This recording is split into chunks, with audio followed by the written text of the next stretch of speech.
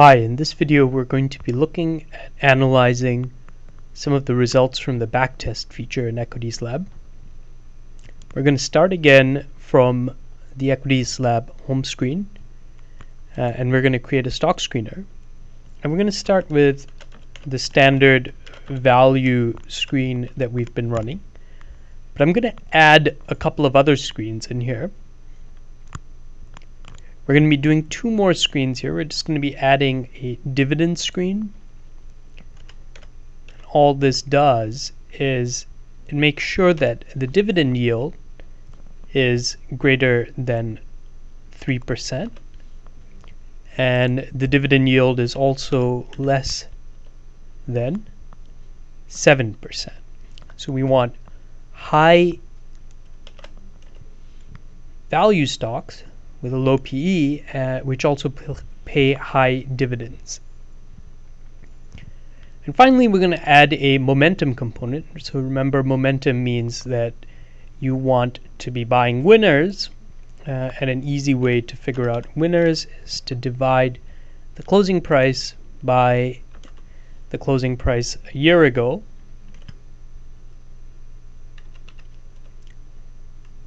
So here I'm going to be coding close divided by close as of 252 days ago. So what this does is it takes the price today and divides it by the price a year ago, 252 trading days is a year. I'm going to set that greater than 1.2, so more than 20% return. So let's see what passes through the screen right now. So with 3 screens, we've already reduced what gets through to a very, very manageable number. Eyeballing it, it looks like about 20 stocks getting through the screen right now. So I'm going to go ahead and backtest the screen. To do that, you just click this button over here. And remember, the default is a weekly rebalance. We'll change that in a second. And this is what the screen does in the last 4 years. Screen starts in January 2010. That's again the default starting point and goes through to today.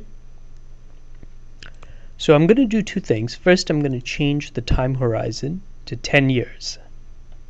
So you do that by clicking on this date field and clicking 10 years. The moment you do that, it's just going to rerun the backtest. It's going to take a little bit longer because it's going to have to crunch the data for 6 more years. And right after that, I'm going to do a quarterly rebalance. So remember, weekly rebalancing means that I will compute this number every single week, figure out what gets through the screen, and anything that doesn't get through that is in my portfolio right now, I'll sell, and I'm going to buy everything new that gets through.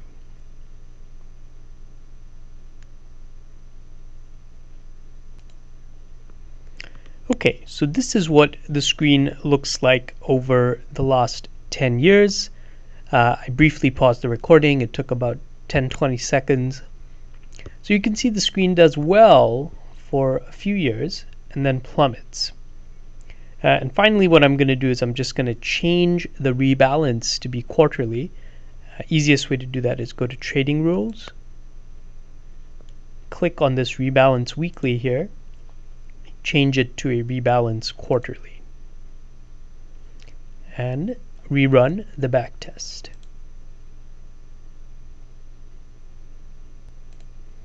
Okay, fantastic. So we have the backtests of the screen.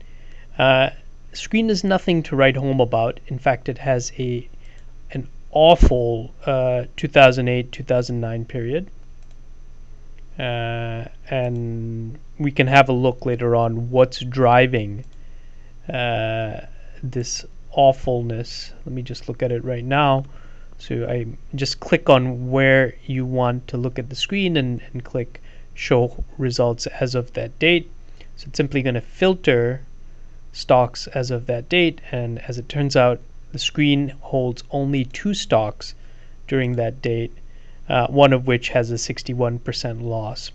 So you can see very quickly how you lose all this money. Basically, half your portfolio is losing 61%, which means you're losing 30% of your money there. The other half is losing 11%, so you're losing another 5% of your money there. So in total, you're losing 35% of your money. Anyway, back to the backtest results, which you can get to by clicking in this little tab here. This is probably the most intuitive result in the backtest. You can see the evolution of money invested in this portfolio. So money invested $100 in this portfolio would slowly grow to about 143% gains, which is $243, before plummeting to a value of about $40 and then recovering to $122. In the meantime, the S&P would have done whatever it did, and you can have a look at that and compare it against the screen. But I'm going to show you a couple of other analyses that you can do. The first is the backtest table. So this is what the graph is based off of. You have the returns for each day. So these are the cumulative returns. This is basically the data in this graph. So you can see 7.86, negative 1.63, 66.08. All of that is available in this backtest table. If you want, you can export it to Excel and do analysis on these raw numbers. The second analysis that you can do is you can very easily look at how the screener performs on a year-by-year basis. So you can see in most of the years the screener is doing quite well. However, during the crisis, the screener just gets crushed. So in 2008, the screener lost 60% of its value. In 2009, it lost an additional 30%. And you can do this for all of the years. And this is a very good way to see, even if a screener is overall doing well, if there are some bad years for the screener. So those are the two sort of very simple analyses that you can do. You can also look at the position breakdown. Now this is different from the stock screener position breakdown because this position breakdown heat map shows all the positions ever held by this screen in the last 10 years. And the color of each ticker is indicative of how that position performed during the time that it was held. So for example, let's have a look at SLM. So SLM was held from October 2nd, 2012 to Jan 3rd, 2013. So it passed the screen for this one quarter, and during that one quarter the return was 7.87%. In contrast, NL was held from December 20th, 2004 to July 5th, 2005. That's 2 quarters. And during those 2 quarters, it lost 30.15%. So this is an easy way to get a sense of which industries did the most for you during this period. One thing you'll notice is that in almost all your screens, there's going to be this big chunk of miscellaneous financial services, and these will include ETFs. For example, EPP is a Pacific Japan Index Fund, EDD is another index fund, and so on and so forth.